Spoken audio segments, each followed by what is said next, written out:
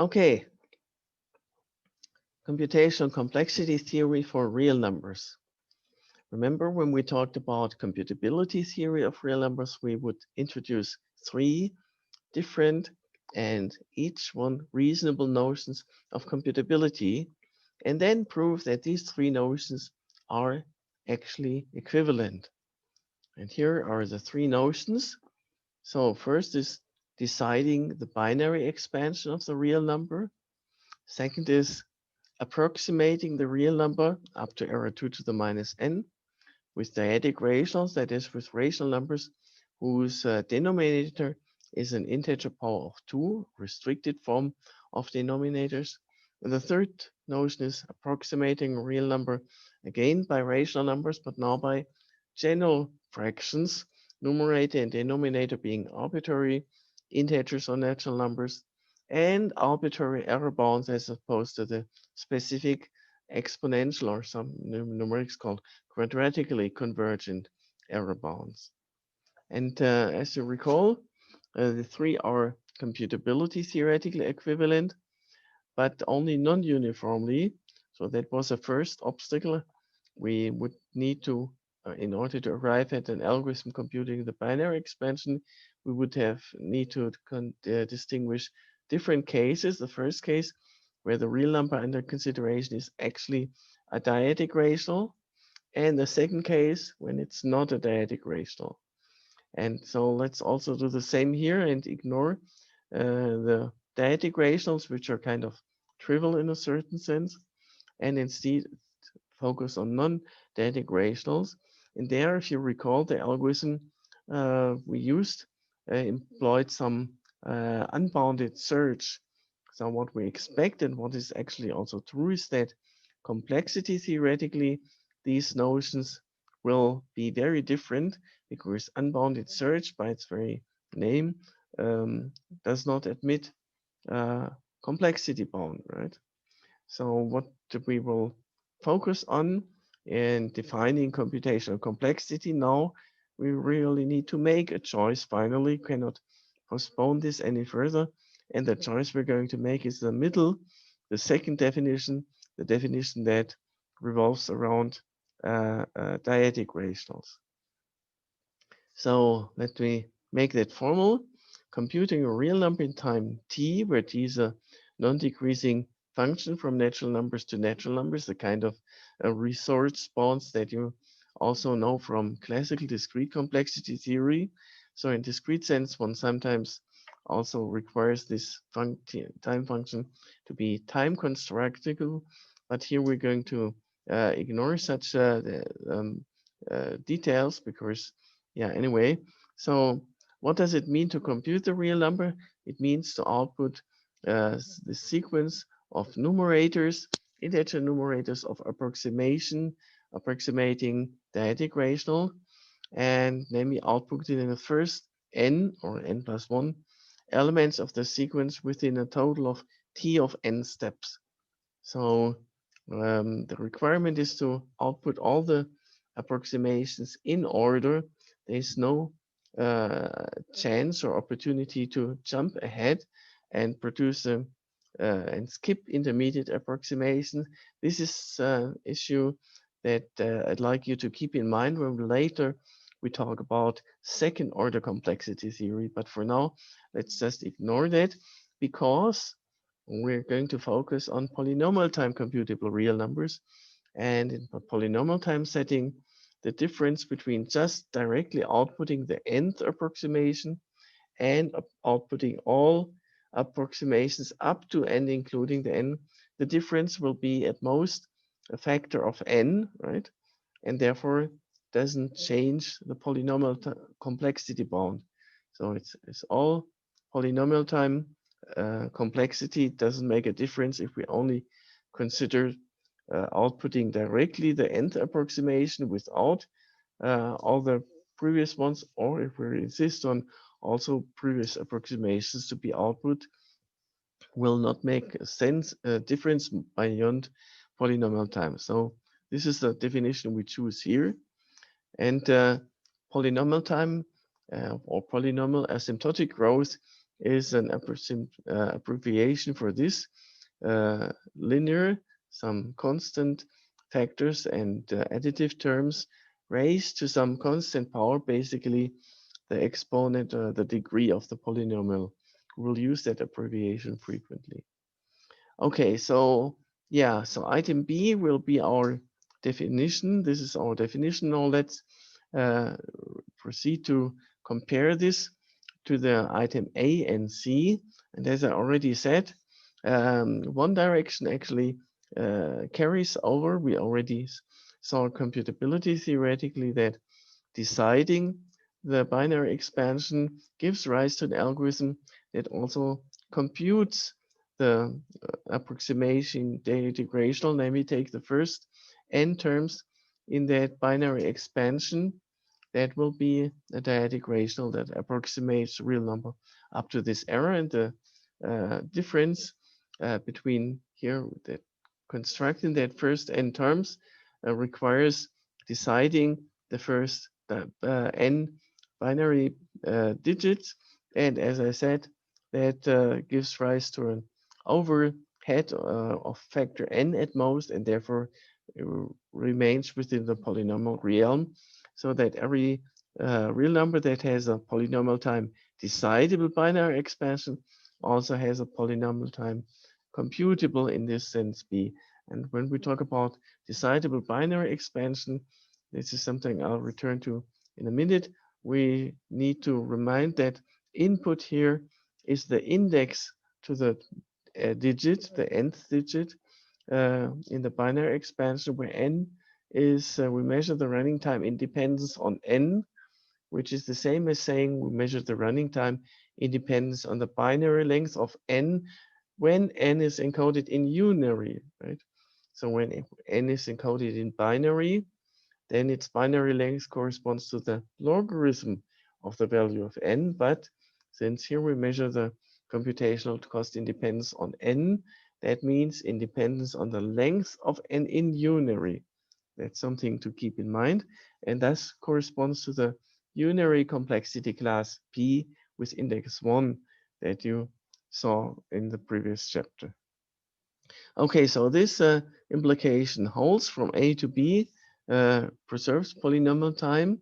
And also this implication holds B implies C with the most polynomial time, because we can use the same algorithm from A and just use a new algorithm that computes Bm equal to 2 to the m. That is easy to do in polynomial time, and Cm should be 2 to the m. That's also doable in polynomial time. The interesting thing is that the converse implications do not hold. And as I pointed out, recovering the binary expansion is not at all computable continuously when we permit also dyadic rationals. If we exclude dyadic rational, then it's possible computably, but without a time bound, because of this unbounded search that is required even to recover only the very first binary digit of the real number under consideration. And to remind you of the problem why this issue arises, here is a illustration. So consider this number, this approximation, n binary digits of ones. And the problem is that this is an approximation up to error 2 to the minus n. This means that it is very conceivable that the actual number is greater than 1, right? Or could at least be equal to 1. And that's the very first digit of the final real number, not the approximation, but the final real number could be 0 or could be 1. And we cannot tell this from looking at any approximation, as long as the sequence of ones continues. Only when there's a 0 arising, then we can be sure that that can happen arbitrarily late. It will happen at some point, because we have promised to not consider dyadic rational. If there's ones all the way, then that would be the dyadic rational 1. But since we promised it's not a dyadic rational, eventually a digit 0 will have to appear, but we never know when. So that's the unbounded search, and therefore there's no converse implication. There are actually real numbers, artificial, but there are real numbers that have that are polynomial time computable in this sense, but that do not have polynomial time computable binary expansion, polynomial time decidable. And also the other implication does not have a converse. That's also easy to see because basically here we only require to have some error bounds, but no rate of convergence is given. It can be arbitrarily slowly, but here we have this quadratic or exponential rate of convergence. So in the proof that computability in the sense of C implies computability in the sense of B, we had to accelerate, kind of jump ahead in the sequence, take a subsequence such that Cm is less than 2 to the minus, greater than 2 to the n, but this can computationally, this can take arbitrary long time to find this subsequence, and thus this implication does not hold. Okay. Then let's consider some examples. There are real numbers, of course, that are not computable. We know that, encoding the holding problem. But there are also real numbers that are computable, but not polynomial time computable. And here's a kind of explicit such example. Here's a real number whose consider a real number whose binary expansion is not in P with index 1. So I will return to that in a minute. So but first let's look at real numbers which are polynomial time computable. So here's some examples. We already know that dyadic rationals and arbitrary rationals and even algebraic numbers are polynomial time are computable, and in fact they are polynomial time computable. Also, the polynomial time computable real numbers have nice closure properties. The sum of two polynomial time computable reals is again polynomial time computable in this sense, not necessarily in the binary sense. That's actually a subtle and interesting open question. Given, suppose A and B are real numbers with polynomial time decidable binary expansion, is the sum of them, does the sum again have a polynomial time decidable binary expansion? Does the product again have a polynomial time decidable binary expansion? This is not known actually, but well, we focus on this notion, and there it is actually pretty easy to see.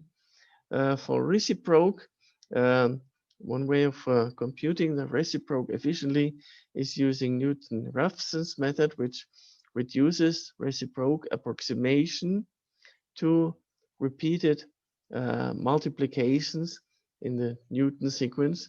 So also reciproc of polynomial time computable non-zero numbers is again a polynomial time computable real number. But there's a subtlety involved in this statement, namely inverting different real numbers can take different times. It's always polynomial time, but the constant factors hidden in the polynomial time complexity bound may differ from real number to real number. For example, the closer the real number gets to 0 that we want to invert, the larger intuitively the running time, although it's asymptotically still polynomial, but a larger polynomial in a sense. And as I already said, every single algebraic real number is polynomial time computable. I will sketch the proof in a minute. And some transcendental real numbers are also polynomial time computable, such as Euler's constant E or the circle constant pi. They're both computable in polynomial time, meaning basically one can recover n binary digits roughly from the transcendental number in time polynomial in n. And that's a much stronger statement than saying that one can approximate these transcendental numbers up to error 1 over n. in time polynomial in n. So here we have this 1 over n is called linear convergence, but here we insist on quadratic convergence for several reasons. One reason is that it is much more relevant and stronger a statement. The second reason is that this error bound actually later in chapter 7 will turn out to give rise to a decidable logic of computing with such numbers. And the third reason is this is what will give rise to the interesting P versus NP characterizations of discrete complexity classes in numerical problems. And fourth reason is the efficient algorithm for computing pi in up to billions of digits. Actually, these are algorithms that compute pi in time polynomial in n. In this sense, trivially do so in the sense with linear approximation. And such algorithms are collected, for example, in this famous book, Pi and the AGM. AGM is the abbreviation for arithmetic geometric mean. So that's a type of iteration schemes that turn out to converge very fast quadratically to several interesting transcendental numbers. Arithmetic mean, take the sum and divide by 2. Geometric means, take the product and take the square root. And iterating both alternatingly gives rise to very fast convergent algorithms, actually, as collected in this book by the Bovine brothers.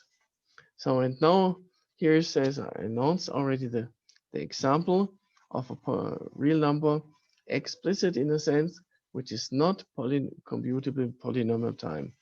So we take some decision problems, so L is a subset of natural numbers, which can be arbitrary as long as it does not belong to this unary complexity class P. So membership to L should be too hard to be decided in polynomial time when it's restricted to inputs which are unary, that is, inputs that are only pure powers of 2. And then we use this set as indices to this 4-array expansion. So whenever j belongs to the set, then the corresponding digit in the 4-array expansion is 1, and otherwise it is 0. Okay, and I'm going to prove in a minute why this number is not computable in polynomial time, and I will also explain why we choose 4 and not 2 here. So, but first, as I already announced, I still owe you the proof that every single real algebraic real number is polynomial time computable. And to this end, we just recall and refine proof that every algebraic real number is computable. Namely, we take a minimal polynomial without loss of generality monic of that real number, of that algebraic real number. This is a polynomial with integer coefficients, and then we approximate the unique local simple root R of this polynomial. That's the definition of minimal polynomial. It's that R is a simple root, and yeah, and use bisection, for example, in order to approximate that, and that will give approximations up to error 2 to the minus n using a number of iterations that is linear polynomial in that error bound parameter n. Okay, so now returning to this count example of a real number which is not polynomial time computable.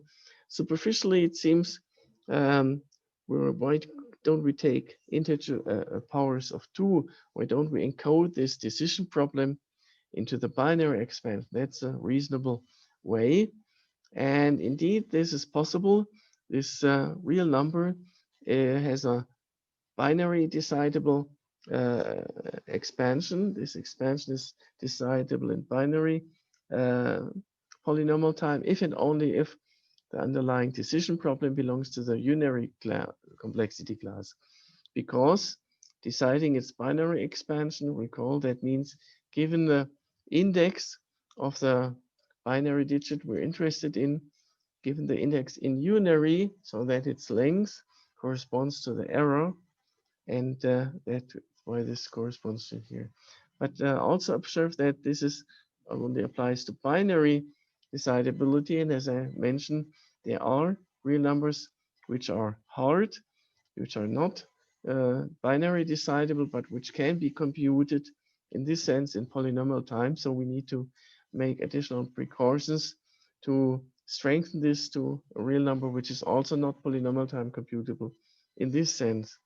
And the way to strengthen this is to observe what is the problem here, what is the trick that allows for real numbers to be more efficiently approximated than decided. The trick is, I already mentioned that, this recurrent digit of ones, the carries that can go on unboundedly long before finally arriving at a digit zero, that will then allow us to determine the actual value of the bit, while so we need to look very long to find that. But in order to approximate that, we don't need to know the occurrence of the next bit zero. So this is this example again. And the way to avoid this example is, so here we kind of encode true and false, yes and no answers to this decision problem into the binary expansion. But we want to do the same way without having these recurrent ones. So the idea is to encode true and false not as 1 and 0, but instead to encode true as 1, 0 and false as 0, 1. In this way, the next 0 digit will be at most one step away. If we have a sequence of trues and false to encode these decision problems, a sequence of 1 zeros and 0 ones, there will be no occurrence of more than 2 digits of ones, right?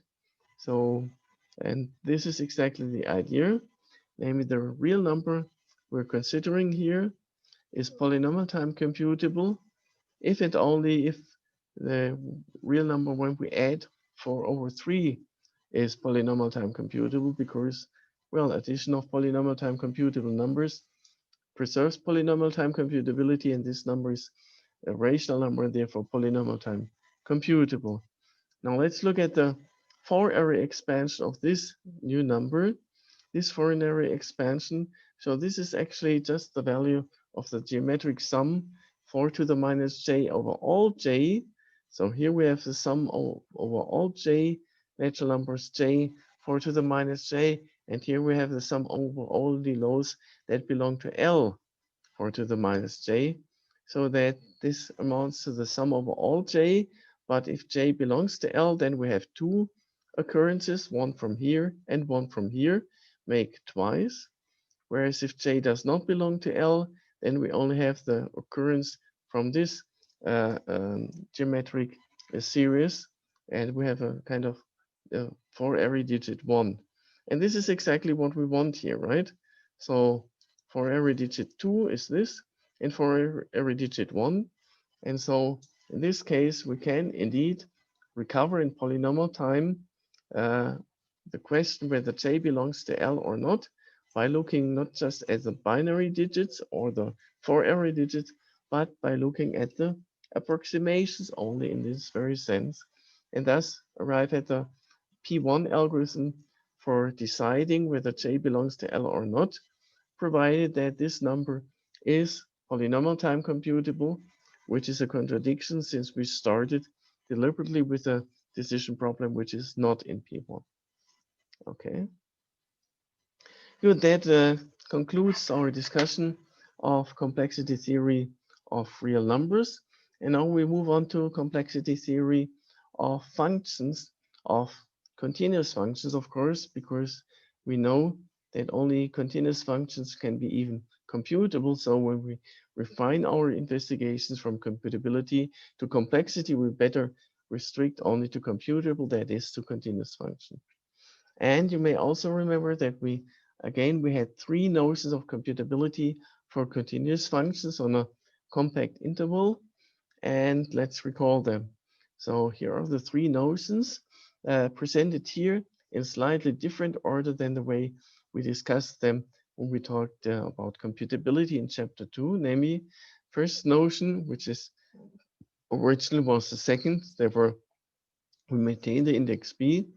There's an algorithm that approximates this continuous function up to absolute error 2 to the minus n in the supreme norm by a sequence of polynomials with dyadic rational coefficients. This is the Weierstrass approach to computing. The second, or formally first notion, is the perspective of computing a real function as a transformation that transforms an argument real into a real value. And this is formalized by an algorithm that converts a sequence of approximations to the argument real into a sequence of approximations to the value f of that real. So that's the second notion. And the third notion is about computing a sequence of real values of this function when restricted to a countable dense subset equipped with a linear order, namely, let's here say the countable set of dyadic rationals between 0 and 1, equipped with the lexicographical total order, so that this is a sequence of real values. The index of the sequence are the dyadic rationals put into this total order.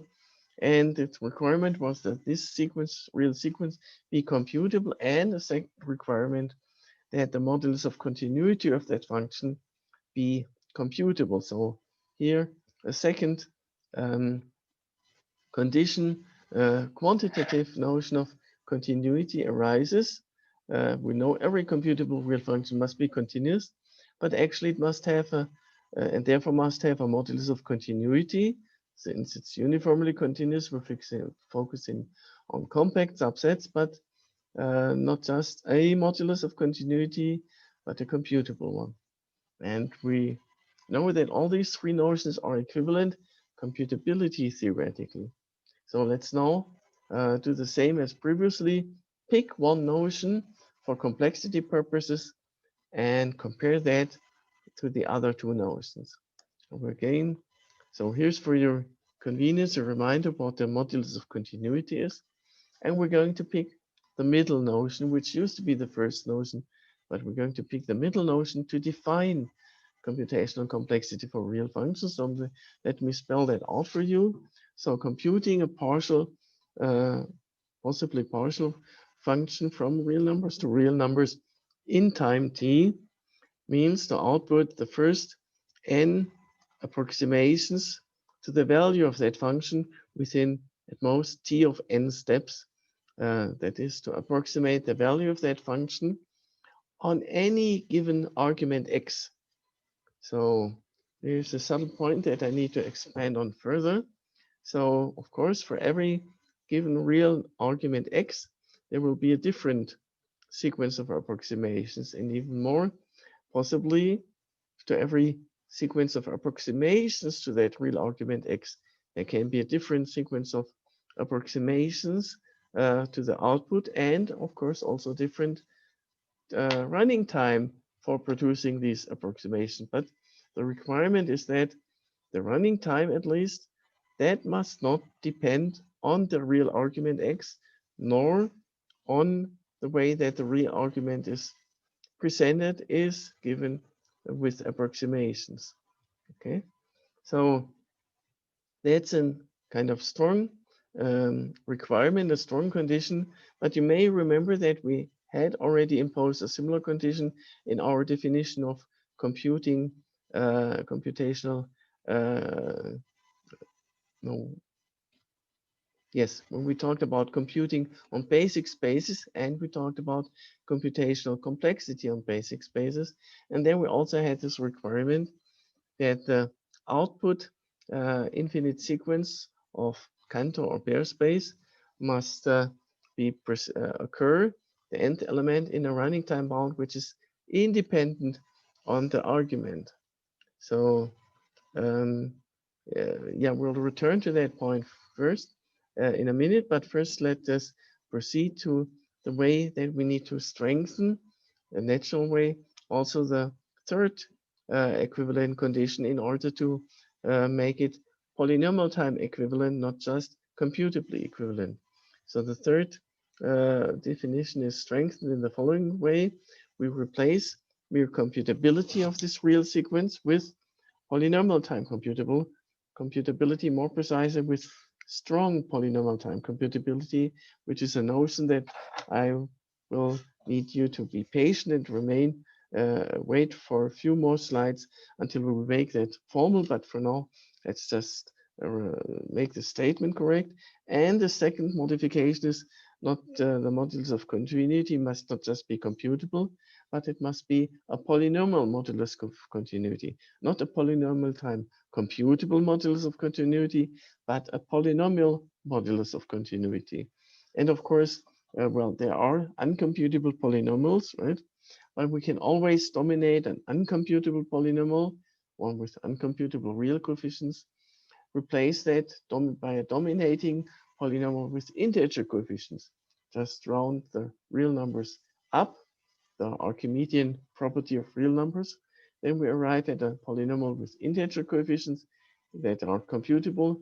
So it's no loss of generality whether this polynomial modulus of continuity itself be computable or not.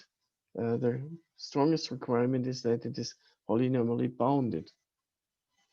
And it turns out that these two notions are actually also polynomial time equivalent. So the qualitative uh, equivalence from computability theory between A and C does carry over after this strengthening to the polynomial time setting between A and C. Whereas the equivalence between B and A, which holds computability theoretically, does not carry over to complexity theory setting.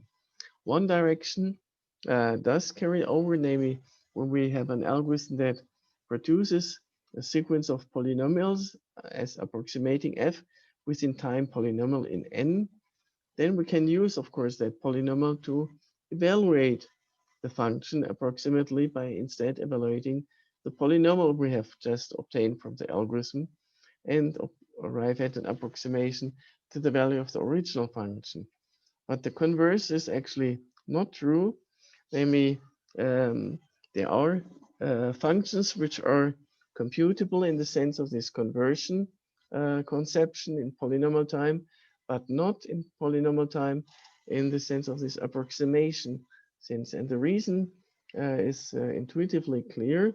Um, Outputting an entire polynomial is or can be considerably more difficult and more involved than just outputting approximation to one real number, right? So here the output is approximating one real number, f of x, and here the output is an entire polynomial with all its coefficients.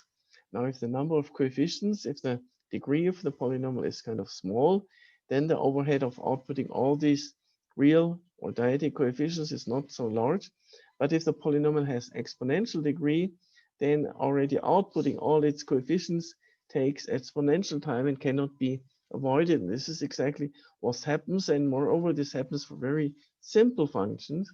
Namely, there's a classical theorem in approximation theory called Bernstein's theorem that says the absolute value function, one Lipschitz function like this, right? We shift this from 0. Usually the absolute value has its turning point at 0, but here we move it towards 1 over 2. Then this shifted absolute value function provably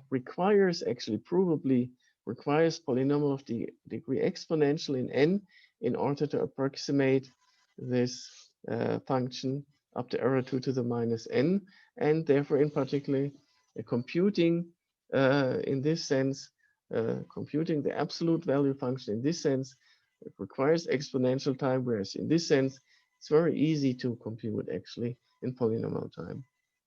Okay, so in the sequel, we'll focus in this notion of computational complexity for real functions, but I still owe you two proofs maybe, or one, I owe you the definition of strong polynomial time computable sequences, or general complexity for sequences. And I owe you the proof that here something with polynomial modulus of continuity arises here. And this is where we're now heading at in the next few slides. Okay, so in computability theory, we know that there's this correspondence. Qualitative computability requires qualitative continuity. And interestingly, so this is a topological property. And interesting, computational complexity, the quantitative refinement on computability corresponds to or gives rise to or requires quantitative continuity, which is a metric property. So the correct category of spaces to discuss computability are topological spaces, T0 spaces with second countable bases, and the correct category to discuss computational complexity are metric spaces or certain metric spaces.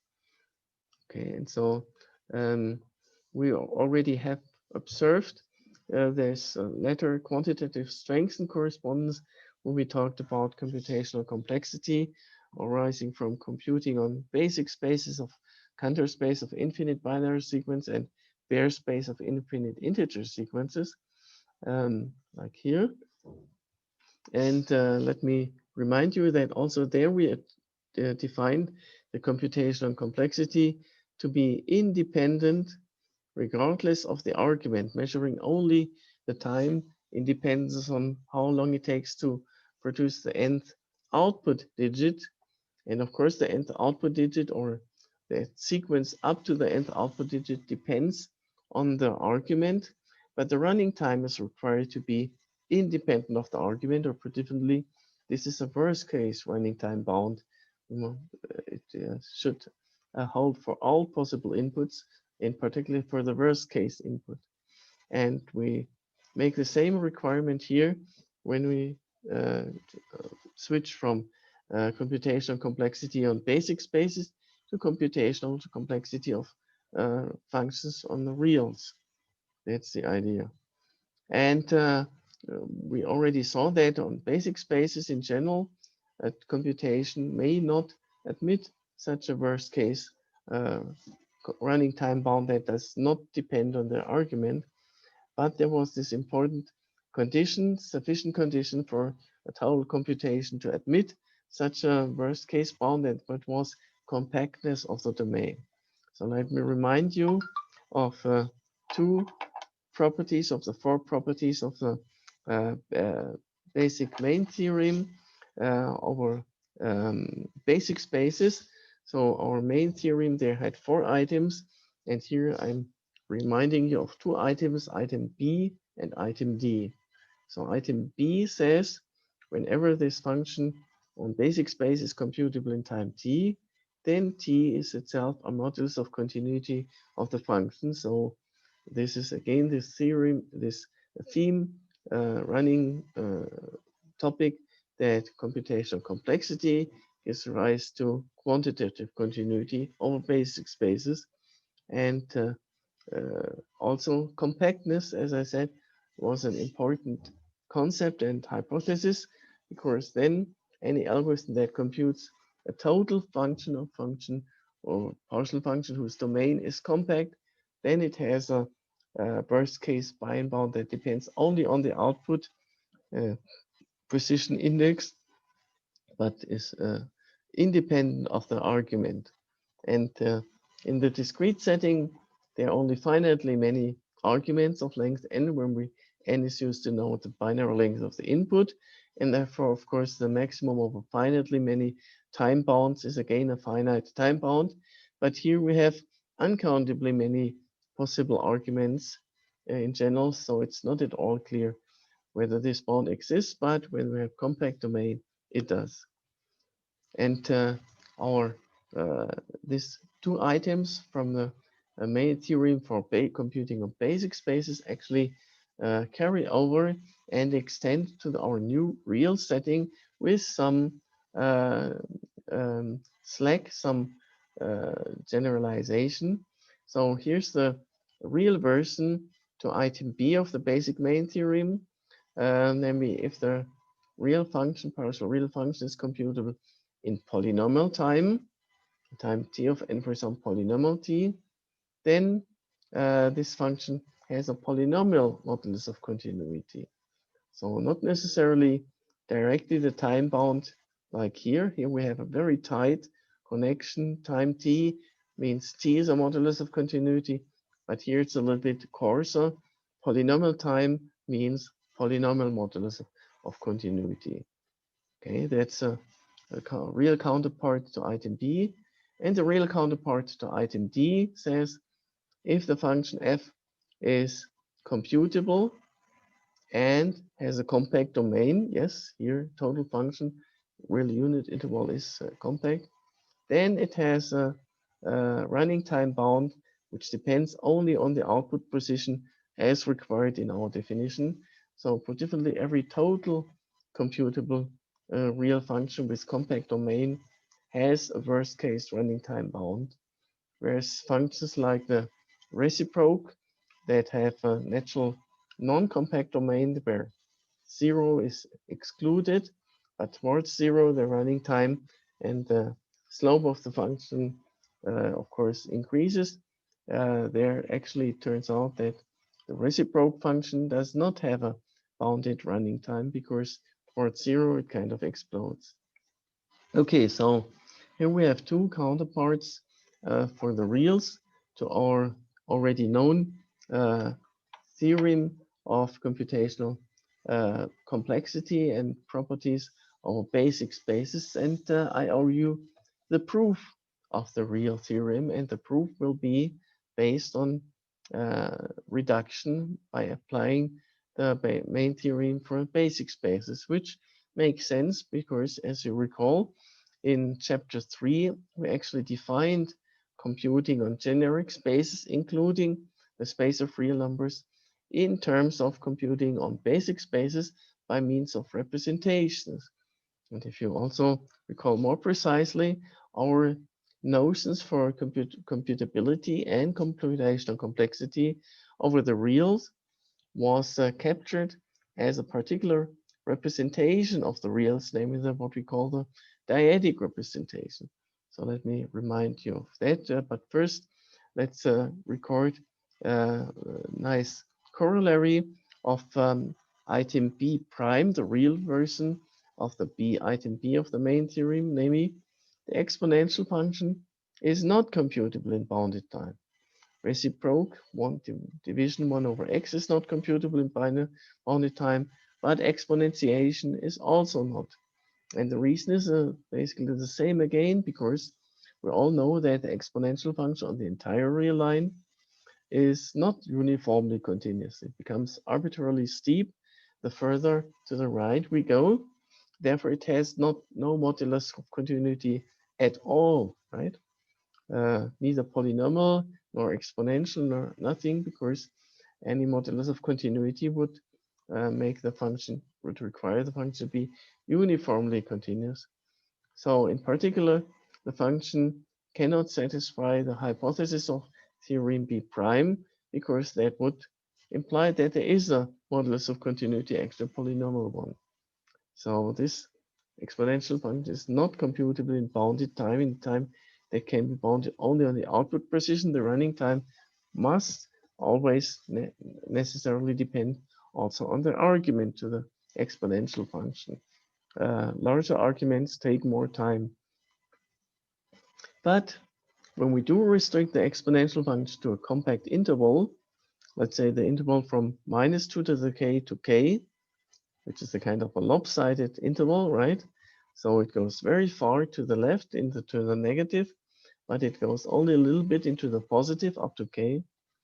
Then on this compact interval, by item D prime, any algorithm that computes the exponential function, we know that there exists such an algorithm because we know that the exponential function is computable on the entire real line.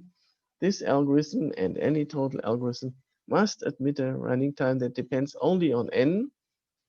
But of course, it will also depend on k.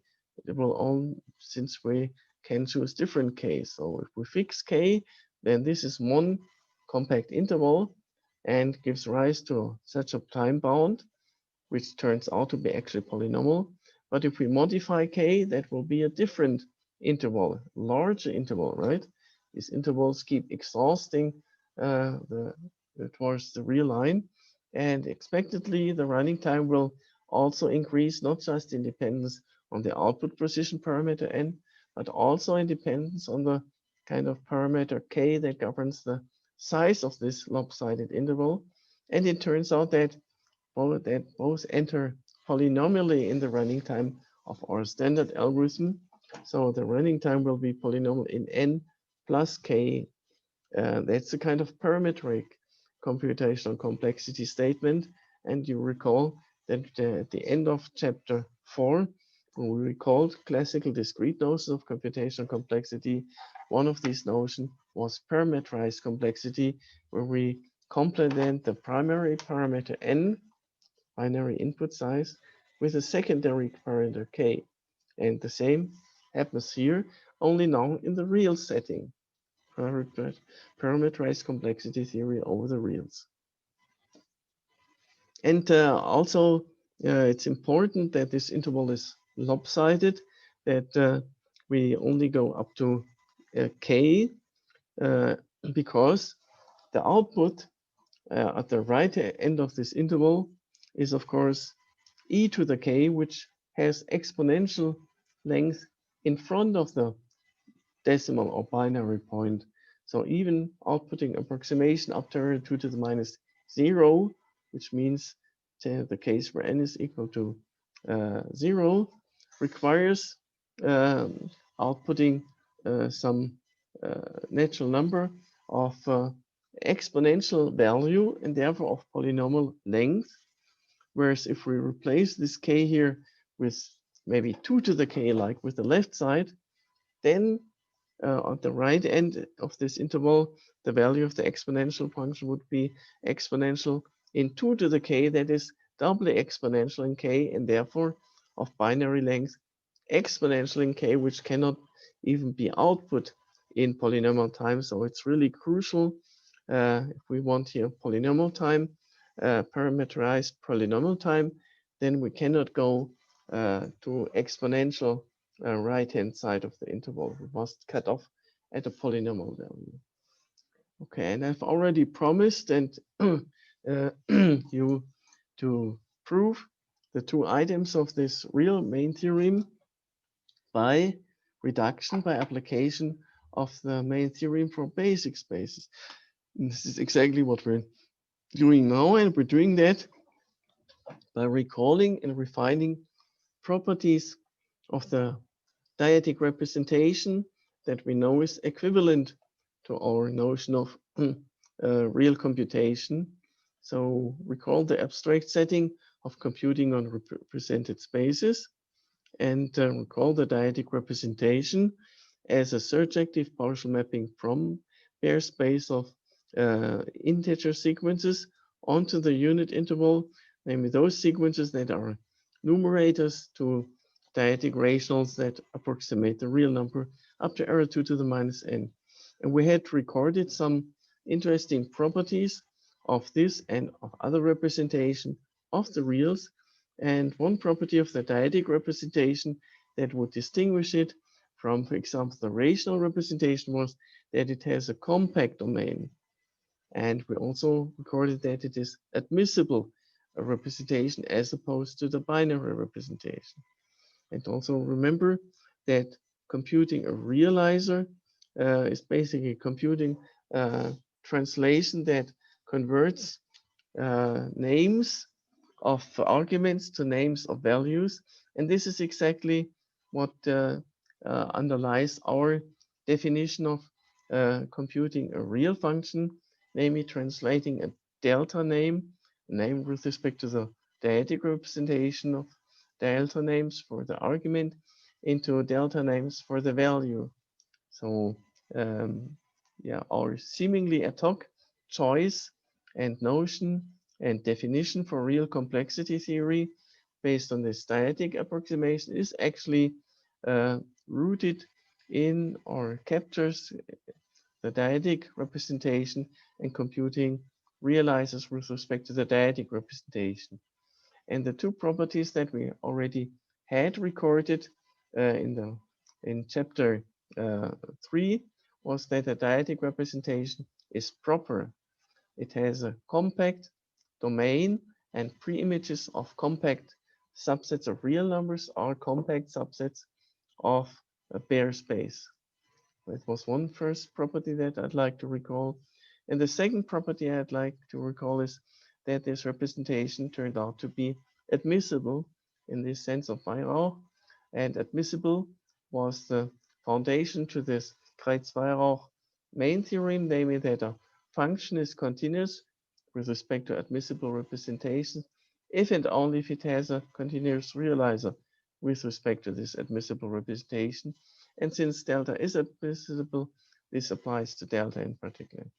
And now we're ready to state, although not yet prove, the quantitative strengthening of the second property. So the first property is already what we need in order to establish the real theorem D prime, namely since we have here compact subset of real numbers as domain, then the realizers here will be the domain of that representation, that delta. And since this is proper, that means that the domain of this representation will be a compact subset of Baire space.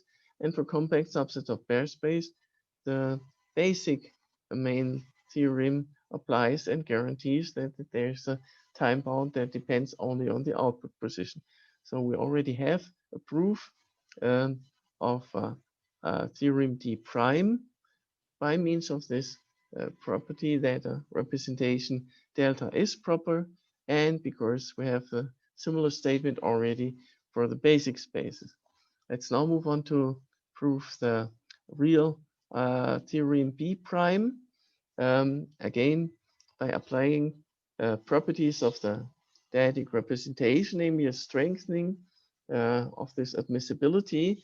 Namely, the statement is, well, we already know that the real function is continuous if and only if it has a continuous realizer with respect to this dyadic representation, but the dyadic representation has a nicer property than just this qualitative admissibility, something that later in chapter 6 we will call quantitative admissibility, namely real function has a polynomial modulus of continuity if and only if it has a delta realizer, which also polynomial modulus of continuity. So here in both places, just continuity is replaced by polynomial models of continuity in both cases.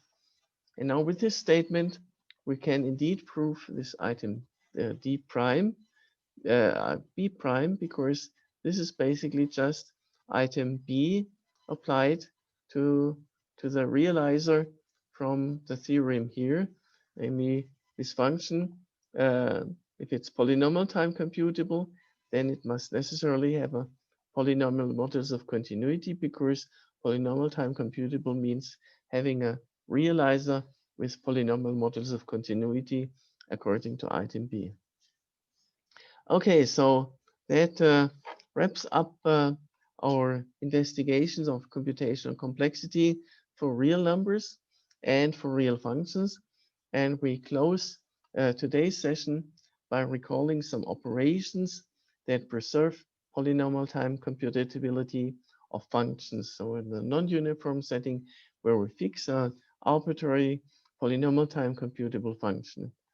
And so here for your convenience is a reminder of the notion of polynomial time computability, two notions that are equivalent that we may choose from whatever we find convenient when we need to prove something.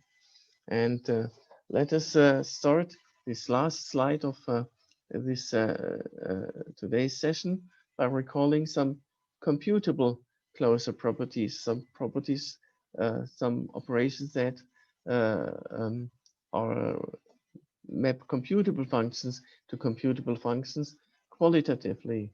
Namely, first of these operations is this join operation, gluing two computable functions together at a joint point of their interval domain 0, provided that they agree there. That was, of course, necessary in order for the glued function to be continuous, and it turns out it's actually computable. And the strengthening that we want to record here is that indeed, if both functions are polynomial time computable, then also the gluing, the join, is again polynomial time computable. The second of the three operations that we establish here in preserving polynomial time computability is differentiation. And again, we approach this by remembering our computable or qualitative statement. You remember the Myhill count example of a continuously differentiable function, which is computable, but its derivative is not. And the sufficient and necessary additional condition that asserts that the derivative of a computable function is again computable is that the derivative must have a computable modulus of continuity. Every computable function must have a computable modulus of continuity. And so we proved indeed if the function f is computable and its derivative has a computable modulus of continuity, then this derivative is again computable. And I'd like to recall the proof of that, namely that was an application of the intermediate value theorem, the mean value theorem from classical calculus. So namely the algorithm for computing the derivative is the following. When given an argument and the goal is to evaluate the derivative at x, and given an output precision parameter n, output this difference quotient, right? This is not a differential quotient, but a difference quotient. So like a finite part of the limit is missing. And the interesting thing is, in general, limits may leave the realm of computability, but here it does not. And the interesting question is why? And the reason is because of the mean value theorem, namely the value of the derivative is actually equal to the value of the difference quotient, at least the value of the derivative at some argument y in this interval. No, we haven't chosen delta yet, so this is the mean value theorem, and now we're going to choose delta. No, we don't choose delta yet. No, the way we choose delta, namely, is we choose delta as 2 to the minus mu of n, the modulus of continuity, which we know is computable by hypothesis. And then, since this is a modulus of continuity of the derivative, the difference of the derivative between at x and at y is at most 2 to the minus n, and thus we can guarantee the approximation. And now let's keep that proof in mind when we strengthen and refine it from computability to polynomial time complexity. So as usual, we need to strengthen both the hypothesis and in order to get a better claim. The strengthened hypothesis says that the original function is polynomial time computable, a reasonable hypothesis. And we require that the derivative must have a polynomial modulus of continuity, which again is a reasonable requirement, taking into account that we already know that every polynomial time computable function must have a polynomial modulus of continuity. So we better impose that as a hypothesis. And then indeed, it turns out that with this, under these necessary, obviously necessary conditions, indeed, they are sufficient. The derivative is again polynomial time computable. And the proof of that is simply looking at the same proof again, but now putting on the refined perspective of measuring computational complexity. So what is costly in this calculation? Costly is this dividing by delta if delta is very small. This can be very costly because this can blow up the error, right? So if these two quantities are very close, because delta is small, and then dividing by small delta can lead to cancellation into huge error. But since we have the promise that the derivative has polynomial models of continuity, it suffices to take delta equal to 2 to the minus mu, this modulus, and therefore polynomially small in binary length. Okay, that was the second example of our operations that preserve polynomial time computability. First, the join, the gluing. Second, differentiation, provided that the derivative has again a polynomial modulus of continuity. And the third example operation is inverting a function. So here we state this for good reasons. For the one-dimensional case, actually, the two-dimensional case is complexity theoretically very subtle. And so anyway, so let f be a bijective function from the unit interval to the unit interval. Then we know, since it's bijective, it has an inverse, right? That's classical. And the strengthening says if the original function is actually computable in addition to being bijective, then its inverse is again computable. And the proof of that qualitative strengthening is basically look at the search for the argument. So inverse means given the value, find the argument. How can we algorithmically find the argument? Well, by bisection, right? Because a bijective and computable and therefore continuous function from the unit interval to the unit interval must either be uh, uh, um, increasing or decreasing. So in both cases, we can look for the correct argument by bisection. And the same algorithm actually generalizes and extends to the complexity theoretic setting. So from mere computability to complexity theoretic. But we, of course, need to strengthen the hypothesis. First, that the original function is polynomial time computable. Only then we can reasonably hope for its inverse to also be polynomial time computable. And of course, for the inverse to be polynomial time computable requires to have a polynomial modulus of continuity. So we need to impose that additional hypothesis. And indeed, if we do, then the algorithm I have just sketched, binary search, turns out to be a polynomial time algorithm again. So that's all for today. Let me wrap things up by reminding you we talked about computational complexity of real numbers. We looked at the three different equivalent definitions for computability, and it turned out that they're not equivalent from the complexity perspective, polynomial time complexity, and we chose one that has already started to turn out as seminal because it fits nicely with the computational complexity of real functions, where before that we talked about examples of polynomial time computable real numbers and counterexamples of real numbers which are computable but maybe not polynomial time computable. For real functions, we also can recall the three notions of computability, which were equivalent. And it turned out that two of them are also polynomial time complexity theoretically equivalent, but the Weierstrass notion is not, because the Weierstrass polynomials may have require exponential degree, and there's no way to output these polynomials in polynomial time. And here we have finally discussed three example operators that preserve polynomial time computability of functions: the join operator, the gluing operation, differentiation under the necessary hypothesis actually turned out to be also sufficient, and inversion of one-dimensional functions, again under the necessary hypothesis that the resulting function is already promised to have a polynomial models of continuity.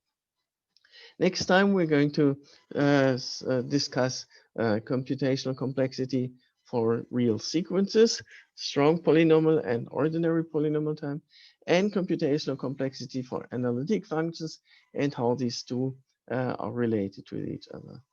So that's all for this time. Thank you very much for your attention and goodbye.